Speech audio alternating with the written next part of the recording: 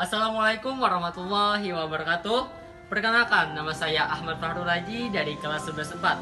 Nah, di sini kita akan belajar materi sejarah mengenai sejarah pendudukan Jepang di Indonesia. Untuk lebih lanjutnya, silahkan nonton video ini. Nah, teman-teman, kita di sini akan belajar mengenai sejarah kedatangan Jepang di Indonesia. Jepang yang merupakan sebuah negara matahari terbit yang memiliki cita-cita Hokkoichi untuk menguasai seluruh kawasan di Asia Timur. Pada saat itu, negara Jepang yang berada di kawasan Asia Timur memiliki keinginan untuk menjajah atau memperluas kekuasaannya ke berbagai negara di kawasan Asia Timur, termasuk Vietnam. Yang dimana Vietnam pada saat itu yang sedang dijajah oleh Perancis, namun Perancis sedang ada mengalami konflik dengan Nazi. Hal ini membuat Jepang memiliki keinginan besar untuk menjajah Vietnam karena Vietnam pada saat itu mengalami vacuum of power atau kekosongan kekuasaan. Nah, mendengar kabar tersebut, salah satu negara Amerika Serikat memiliki kecemburuan hati bahwa Jepang telah memperluas kekuasaannya. Disinilah muncul titik bahwa adanya konflik antara Jepang dengan Amerika Serikat yang memuncak pada penyerangan Pearl Harbor pada tanggal 8 Desember 1945.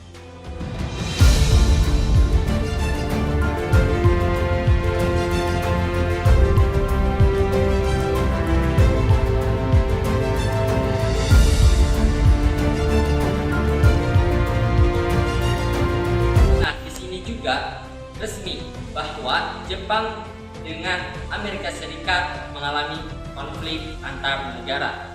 Nah, salah satu negara Amerika Serikat yang merupakan penyuplai bahan bakar minyak ke berbagai negara, karena ada konflik dengan Jepang, maka Amerika Serikat menghentikan penyaluran minyak bumi di Jepang. Hal ini membuat Jepang berpikir kembali dan bagaimana serta memutar otak untuk mencari cara mendapatkan penghasil minyak bumi. Dan muncullah nama negara kita, nama negara Indonesia yang merupakan salah satu penghasil minyak bumi pada saat itu. Jepang datang ke Indonesia pada tanggal 11 Januari 1942 di Kalimantan Timur, lebih tepatnya di Tarakan dengan membawa pasukan sekitar 20.000 orang. Nah, bagaimana sih sambutan rakyat Indonesia terhadap kedatangan Jepang pada saat itu? Sambutan rakyat Indonesia terhadap kedatangan Jepang pada saat itu disambut sangat baik oleh rakyat Indonesia, di mana pada saat itu Jepang mengeluarkan propaganda terhadap rakyat Indonesia. Yang pertama, mereka mengaku sebagai saudara tuanya Indonesia. Selain itu, mereka juga menggerakkan namanya gerakan 3A, Nippon Cahaya Asia, Nippon Pemimpin Asia, dan Nippon Pelindung Asia. Dan lebih parahnya lagi, mereka juga memberikan simpati-simpati kepada rakyat Indonesia, seperti penggunaan bahasa Indonesia, menyanyikan lagu Indonesia Raya, serta boleh memperkibarkannya bendera merah putih. Serta pada saat itu Jepang juga memberikan janji kemerdekaan kepada Indonesia pada tanggal 7 September 1949 oleh Perdana Menterinya sendiri, yaitu Miyaki Koiso. Pada masa pendudukan Jepang di Indonesia, banyaknya propaganda yang dilakukan oleh Jepang. Salah satunya adalah organisasi-organisasi yang diisi oleh para pemuda. Nah, bagaimana sih organisasi pendudukan Jepang tersebut digunakan oleh tokoh nasional kita? Nah, adapun organisasi-organisasi yang dibentuk oleh Jepang, yang pertama yaitu Majelis Islam ala Indonesia, Masyumi, Pusat Tenaga Rakyat atau Putra, Chousangin, Jawa Hokokai, Fujinkai, Heiho, dan Keibodan. Para tokoh nasional Indonesia seperti Insinyur Soekarno dan Muhammad Hatta memanfaatkan organisasi-organisasi ini untuk memperjuangkan kepentingan rakyat Indonesia, termasuk menyebarkan semangat rasa nasionalisme, memperkuat persaudaraan antar bangsa, dan membangkitkan semangat anti-kolonialisme di masyarakat. Meskipun organisasi-organisasi ini awalnya dibentuk untuk eksploitasi oleh Jepang, serta tokoh-tokoh nasional berhasil mengubah naratifnya menjadi alat untuk memperjuangkan kemerdekaan rakyat Indonesia. Nah, bagaimana sih sistem pendidikan pada saat penjajahan Jepang di Indonesia? Sistem pendidikan Indonesia pada saat penjajahan Jepang bisa dibilang menurun. Hal ini dikarenakan pada saat itu Jepang lebih berfokus kepada kemiliteran dibandingkan pendidikan. Selain itu ditandainya jumlah sekolah dasar serta pengajarnya yang turun secara drastis. Banyak para siswa meninggalkan bangku sekolah untuk melakukan pembelajaran militer. Hal ini memiliki dampak negatif. Salah satunya adalah banyaknya para siswa buta huruf. Nah, pada saat Jepang menjajah di Indonesia, pasti terbesit dalam pikiran kita memiliki banyak dampak negatifnya. Nah, namun ada juga dampak positifnya nih bagi rakyat Indonesia, yaitu perkembangannya bahasa Indonesia pada saat penjajahan Jepang. Pada saat penjajahan Jepang di Indonesia, berkembang pesatnya bahasa Indonesia ini di kalangan siswa.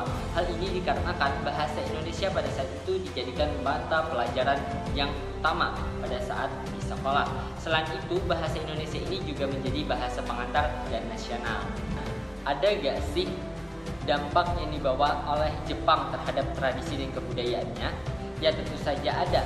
Dampak kebudayaan yang dibawa oleh Jepang pada saat di Indonesia sangatlah berdampak buruk pada rakyat Indonesia. Yang pertama, mereka memperlakukannya tradisi seikere. Nah, sedikit info, tradisi seikere ini adalah budaya yang dilakukan oleh Jepang yang memaksa rakyat Indonesia untuk menunduk 90 derajat kepada Dewa Matahari. Hal ini membuat perlawanan rakyat Indonesia terhadap Jepang. Selain itu, di mana pada tahun 1942 itu rakyat Indonesia sudah mayoritas Muslim. Hal ini tidak diperbolehkan pada ajaran Islam bahwa menunduk 90 derajat itu hanya kepada Allah Subhanahu wa taala, bukan kepada ciptaannya. Nah, ada gak sih dampak yang dihasilkan oleh pendudukan Jepang di Indonesia? Ya, tentu saja ada dampak pendudukan Jepang di Indonesia. Yang pertama yaitu Badan Pertimbangan Pusat atau pembentukannya Choesang-in pada 1 Agustus 1943. Yang kedua, sumber daya alam di Indonesia dikuras habis oleh Jepang.